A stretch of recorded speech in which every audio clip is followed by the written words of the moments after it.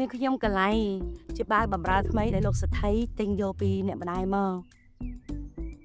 នេះខ្ញុំសូមផ្ញើជីវិតជាមួយនឹងលោកសេដ្ឋីនេះនិងលោកសេដ្ឋីហើយដែរ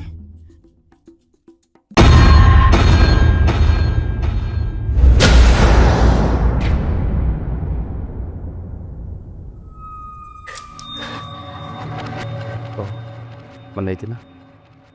នៅទៅជាអ្នកស្រីមិនទៅថៃនេះកុំសម្បើមពេកមិនកុំចាស់មកនំយកភួងមិនក៏មិនដល់សាជីចឹងទៅ